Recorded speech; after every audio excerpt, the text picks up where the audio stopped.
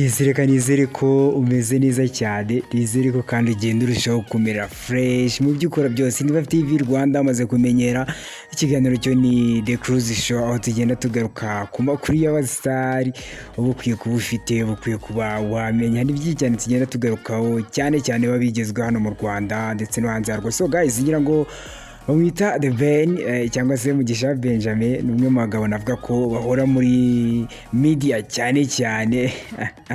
Anyway, tugiye kugaruka kuri story aho njya guhitwa The Ben mu minsi yashize, nibwo yarari mu gihugu cy'abaturanyi hano hirya mu gihugu cy'abaturanyi mu mujyi wa Kampala mu Uganda. Bagombaga kugira igitaramo, yanagize igitaramo nabonye ari cyiza cyane cyane ko abantu benshi bagikunze. Nkurikije uburyo kinahoze mbona abantu benshi banaserebuye. Agomba kuba bafite igitaramo kuri Fyve-tvrwanda, yanagize igitaramo cyiza, agombaga kuganizamo abantu byinshi cyane byerekeye relationship ye n'Uwikeza Pamela, urugendo rwo yagiranye n'Uwikeza Pamela kugeza magingo y'ababana. So then mu gitaramo nahoze mbona cyabaye cyiza cyane, aza kugira ikindi nanone yagombaga guhuriramo n'abandi bahanzi nanone kitari giteganyijwe, nta makuru twatugifiteho, nacyo cyabaye cyiza cyane. So nabonye aribwo yagarutse mu mujyi wa Kigali, nibwo yagarutse kabisa. The Ben umeze neza cyane. Then ngira ngo twiganirire ku ukuntu umuhungu kabisa yagize ibitaramo byiza, yagize ibihe byiza. Ngira ngo mwarabibonye mashusho mwagiye mubona ku account menshi, ndetse na The Ben ubwo yarabipostinze, ubona ko yagize performance ndetse akagira igitaramo cyanitabiriwe. Abantu benshi nahoze mbona bamwishimira. Yagiranye ibihe byiza n'uwitwa Rema, banafitanye indirimbo. Anyway, ni igitaramo rero navuga ko cyaba igitaramo cya mbere, cyaba ari igitaramo cya kabiri, ubona ko harimo revolution. Ngira ngo tunahora tunabivuga kenshi cyane, abantu wenda bakavuga ati se abajama vipi n'ibiki.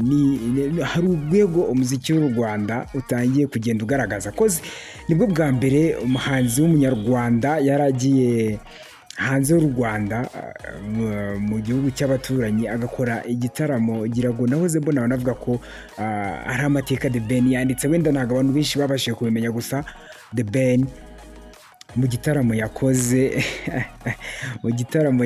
The Ben yakoze igitaramo cyiza mu Uganda, ndetse cyarakunzwe. Abantu baruzuye ahantu hagombaga kubera igitaramo. Amatike yashize kare, abantu benshi baza kwifashisha ubundi buryo bwo kureba igitaramo, kandi birakunda. Ngira ngo abantu benshi ntabwo twabimenye, wenda se kubera ko byari hanze, rimwe na rimwe ntabwo twabipenze attention. But uyu muhungu The Ben Mugisha Benjamin avuga ko yagize igitaramo cyiza, agira ibihe byiza, bana n'abakunzi be neza. Ubona ko kabisa ni The Ben wongeye kwigaragaza. The Ben kwa dukumbuye kureba mu minsi yashize.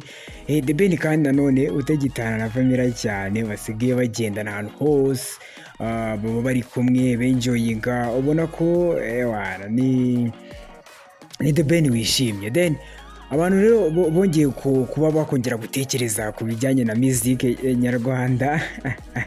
Bongeye gutekereza ku bijyanye na music nyarwanda, bavuga ko umuziki nyarwanda ushobora kuba hari urundi rwego ugiye kugeraho, cyane ko abantu bavuze ko hari ukuntu umuziki nyarwanda ushobora kuba ugiye kongera kuzamuka, cyane ko wenda rimwe na rimwe ibihugu duturanye nabyo bigenda bya appreciating. Ejo bundi nibwo nabonye witwa Diamond Platinum yavuze kuri The Ben, witwa Alikiba witwa Alikiba yavuze nawe kuri The Ben, avuga ko ari The Ben akunda hano mu Rwanda. Navuga n'abahanzi benshi, ngira ngo abantu benshi ntabwo bari babizi, byaranabatunguye kumva witwa Alikiba azi abahanzi benshi hano mu Rwanda, barimo ba Bruce Melody, barimo ba Ish Kevin.